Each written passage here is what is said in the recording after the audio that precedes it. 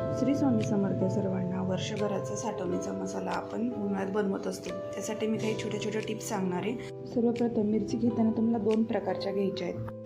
जर तुम्ही तिखटपणा येण्यासाठी लवंगी मिरची वापरली तर कलर येण्यासाठी तुम्हाला काश्मीरी किंवा बेडगी मिरची वापरायची. आणि खडा मसाला वापरताना आपल्या अंदाजानुसार न वापरता कुठल्याही किराणा स्टोअरमध्ये तुम्हाला पॅकिंग मसाला मिळून जातो. आणि आपण फक्त मिरचीचं प्रमाण सांगायचं की आपली मिरची किती आहे, त्या प्रमाणानुसार ते आपल्याला खडा मसाला देतात पॅकिंगमध्ये. आणि त्यामध्ये सर्वच खडे मसाले असतात जे की आपल्याला नावही माहीतच नसतात, ते सुद्धा त्यामध्ये असतात. मसाला बनवताना सर्व खडा मसाला आपल्याला भाजून घ्यायचा हलकासा. फक्त धने, खोबरं आणि मिरच्या थोडंसं लालसर करायचे.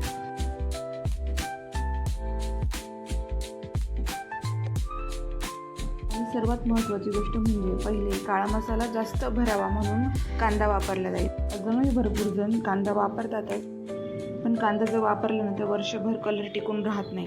कांदा न वापरता तुम्ही ते मसाला तयार करा, तो वर्षभर कलर टिकून राहतो. आणि खडा मसाल्याचा जो वास असतो ना तो कांद्यामुळे येत नाही जास्त प्रमाणात. तसंही काळा मसाला भाजी बनवताना कांदा वापरतोच. आणि अजून एक महत्त्वाची गोष्ट म्हणजे खोबरं तुम्हाला इथे किसूनच न्यायचे, तर पुढे जर करून न्याल तर ते चक्कीलाच तेल लागून जातं आणि मसाल्याला तेल राहत नाही.